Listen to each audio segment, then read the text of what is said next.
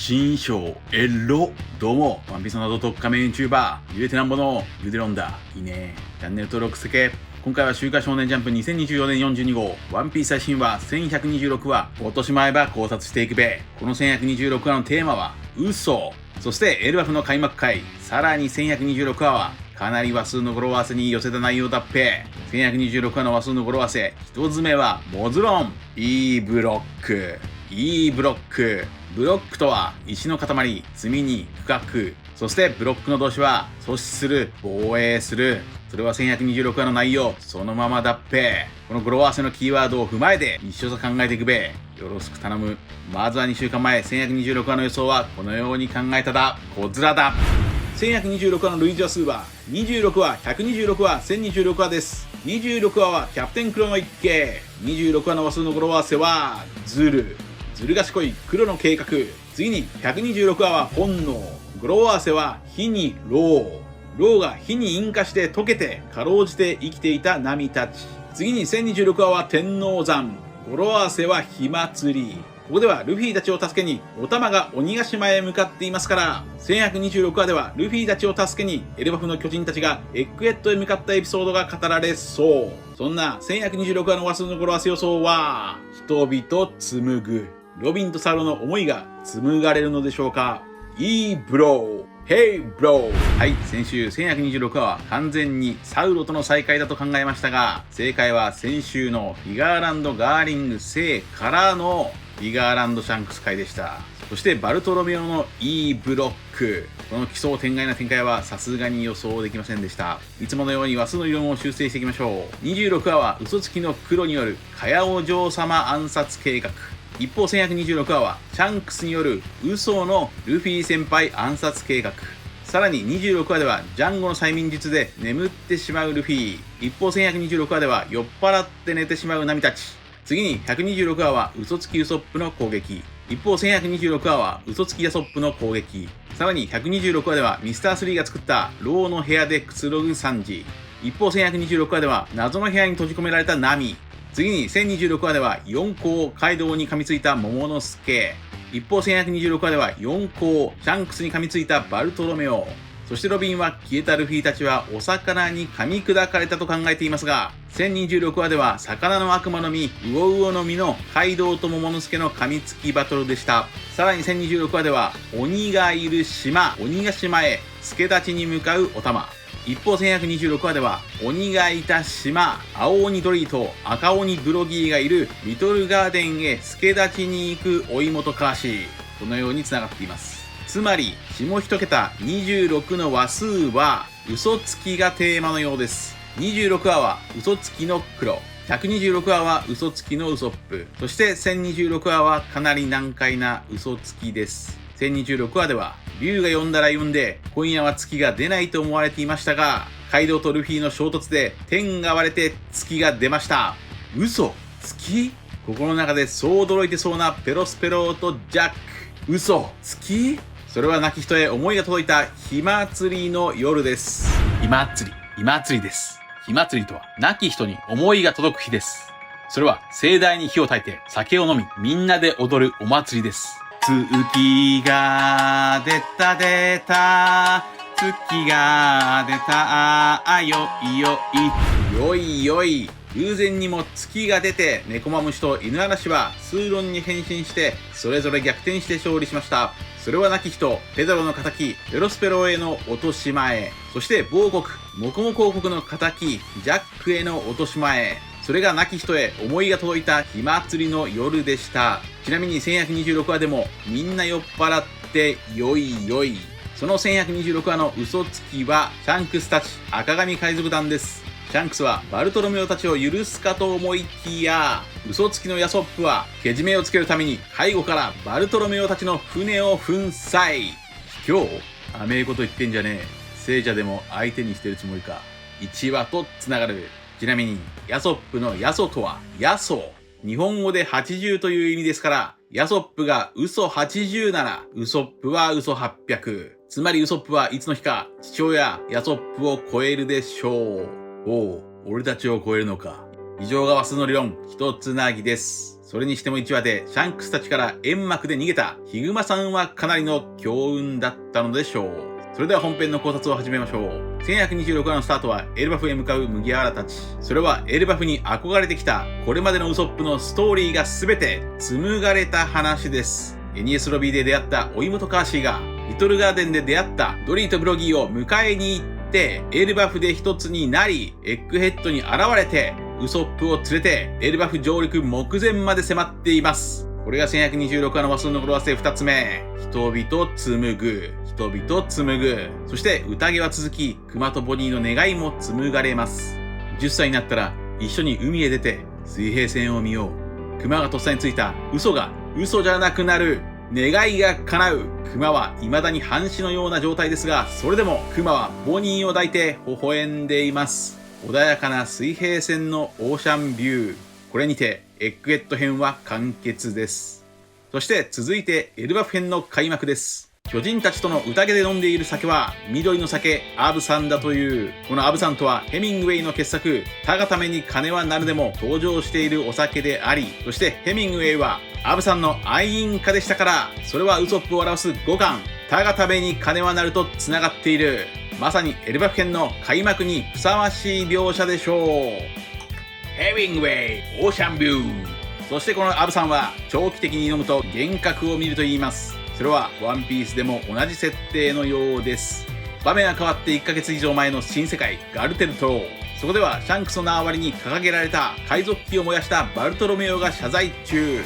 この海賊旗の話もエルバフ編の開幕にぴったりです。巨人たちはリトルガーデンで海賊旗を誇りと呼んでいました。その海賊旗誇りとメンツを潰されたシャンクスたちはバルトロメオの親分であるルフィにも責任を取らせると言い、毒薬を渡してルフィ暗殺計画を要求しますが、バルトロメオは男気を見せてこの毒薬をなんと自分で飲み干してルフィ先輩暗殺計画を阻止しました。それがいいブロック。さすがバリア人間バルトロメオ。ルフィの壁となり脅威をブロックして守ります。しかしその毒薬はシャンクスたちの嘘ブラフでした。ルフィへの忠誠が本物かどうかバルトロメオを試したようです。傘下に慕われているルフィにシャンクスは嬉しそうに笑います。しかしヤソップに撃沈されてしまう。バルトロメオたちの生死は不明ですが、どうせ生きてるでしょう。すでにバルトロメオはルフィと共に一大事件を巻き起こすと予告されています。場面は変わって海賊島ハチノス。ローを倒して帰還した黒ひげがコビーを逃がしたピサロを叱責中。しかしクザンがガープを捕らえたことには喜んでいます。クザンはガープを捕らえられたのは偶然の産物だったとも言います。これが1126話の話数の語呂合わせ3つ目。イーフロック。イーフロック。フロックとは幸運なまぐれあたりという意味です。そして囚われたガープはまるでエースのように鎖でつながれている。それはまさに読んで字のごとく一つなぎです。これが1126話の話数の語呂合わせ4つ目。イーフロック。イーフロック。黒ひげにとってガープは予想外にいいフロック。おまけだったようです。そしてガープだけではなく三つ目族プリンも囚われている。これが1126話の話数の語呂合わせ5つ目。人々にロック。人々にロック。ロック。情をつけられて囚われているガープとプリン。ただしモリアには逃げられたようです。場面は変わって海軍会社のウミット。海軍王ウミットは海軍のための会社だったようです。そこにはラフィットが潜入して何かを準備中。これはおそらく聖地マリージョアへ黒ひげたちが乗り込む準備でしょうか。一方そのマリージョアには革命軍イワン国の作戦通り兵糧攻めが行われ、食料の積み荷が上まで届かない。これも語呂合わせいいブロック。積み荷ブロックをブロックする革命軍。これが1126話の話数の語呂合わせ6つ目。人々積む。人々積む。食料の積み荷が来なければ天竜人たちは積む。一方エルバフへ向かう麦わらたちですが、なんとサニー号が行方不明。これによりエルバフに上陸できない。人々積む。消えたのはルフィ、ゾロ、サンジ、ナミ、ウソップ、チョッパー。アラバスタ編で活躍した初期メンバーであり、実写版ワンピースシーズン2のメンバーです。つまり誰かがエルバフへの上陸をブロックしている。そして場面は暗転してナミが酒によって起きたら、そこは見知らぬ部屋でした。その謎の部屋の床はまるでレゴブロックのようです。いいブロック。そしてナミさんはバイキングの女戦士に変身している。以上のことを踏まえると、エルバフ上陸をブロックしたのはロキか。エルバフの王子ロキとはナミの友達ローラにかつて一目惚れをして振られた男。そのロキとは巨人であり、北欧神話の神ロキがモチーフか。ロキという名前は閉ざすものという意味であり、さらにロキは変身能力に長けていたといいます。この変身能力は自分以外の他者にもかけられるといい、これは謎の部屋に閉じ込められ変身しているナミの状況にぴったりです。そんな北欧のロキはいたずら好きのトリックスターとも言われており、巨人たちの船には手を出さずサニー号だけ狙ったのはエルバフの王子ロキのいたずらなのかもしれません。それではどうやってサニー号だけ海から消したのか。この1126話のタイトルは落とし前ですから、落とし前、上陸前に落としちまえ。エルバフ上陸前に海にサニー号を落としたのか、いや海というよりも地底に落としたのか、もしくは悪魔の実で異空間を作ってそこに捕らえたのか。ナミさんの衣装はまるでドラゴンクエストなどの RPG のキャラクターかのようで、さらにレゴブロックの部屋はマインクラフトの世界にも似ています。レゴブロックもマインクラフトもどちらもバイキングと同じ北欧生まれです。となるとその悪魔の実の能力とはゲムゲムの実のゲーム人間か。しかしゲムゲムの実はフィッシャーズとのコラボ漫画に登場していますから違う。すると仮想現実バチャバチャの実バーチャルリアリティ人間とかでしょうか。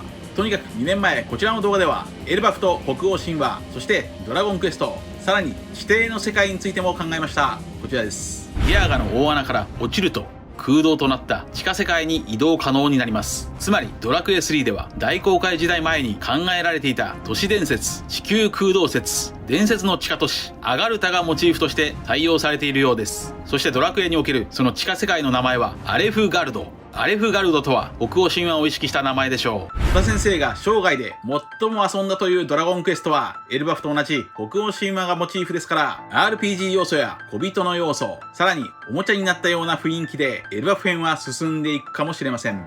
それでは次に、この能力がロキだと仮定した場合、ロキはなぜ麦わらの一味を狙ったのでしょうか。それはもしかするとローラに振られた腹いせなのか、もしくはナミに惚れたのか。ローラとナミの見た目は似ていませんが、性格は似ています。ロキはローラの代わりにビッグマムが差し出した双子の資本をローラではないと見抜いていました。つまりロキは見た目でローラに惚れたわけじゃない。気の強いナミをロキが好きになる可能性はあります。となるとエルバフ編は最終章の一部ですから、ローラやナミに振られるロキの恋の話がもしかすると800年前のイム様の恋の話のヒントとなるのか。つまりイム様はリリーに振られたのか。そしてもしもロキがブロックで謎の部屋を構築できる能力なら、それも世界を創造したイム様のヒントとなるのでしょうか。例えばイム様が暮らすレッドラインとは言ってみれば地続きの島の集合体。春島、夏島、秋島、冬島があり、夏島の夏から冬島の冬まで16段階の気候が存在すると言います。そう、つまりレッドラインとはブロックの集合体です。島をブロックのようにつなげて作られた大陸なのか、自由な航海をブロックしている邪魔なレッドラインは島々のブロックだった。それがレッドライン、一つなぎの大陸か。世界の創造主イム様とは比喩ではなく本当に世界の形を作り上げた存在なのか。古代兵器によって滅ぼしたバラバラになった大陸の断片、ブロックの島々を一つにつなげたのがレッドラインなのか。そのヒントがロキからわかるというのか。以上です。ついに開幕したエルバフ編。そんなナミさんのエルバフ編新衣装は最高なんですが、ロビンの新衣装は、リリースの新衣装は、デボンはいらない。他のメンバーの新衣装も見たいです。そしてエルバフ編の新ヒロインはリリースだと考えていましたが、もしかしたら新ヒロインはナミなのか。続いては次回1127話の展開を話数の理論から予想していきましょう。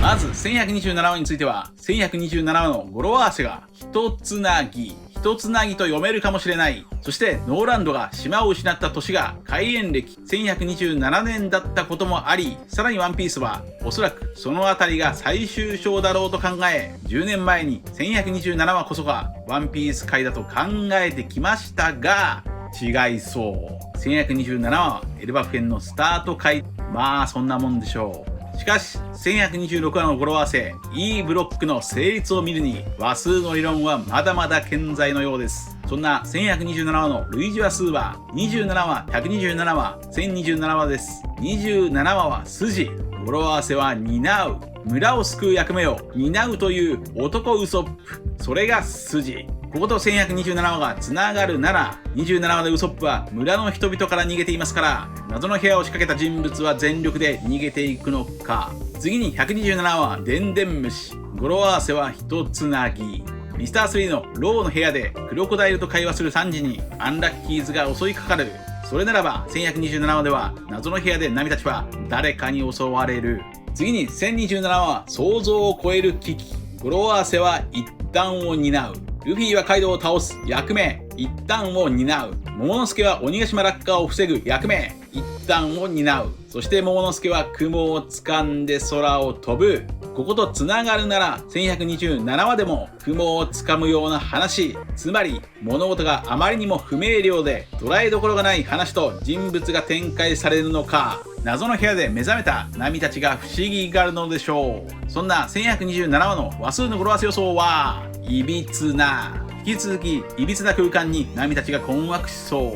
一つ一つつなげる。ブロックを一つ一つつなげて壁やいろんなものが作り出されていくのか。他にもいい船でいいつなぐ、そんなような語呂合わせも成立しますが、そしてI need you I need you、奈良は中国語でチーと読みますから I need you。 ロキはナミに一目惚れしてしまうのか。あの新印象なら誰でも惚れてまうやろう。チャンネル登録してね。謎を解く鍵はより一体語呂合わせ、最強を数の理論に滑り倒すダジャレと音痴な私の考察には敵が多すぎる。謎を解くゆでろゆでろ、一緒に最後まで釈迦じゃない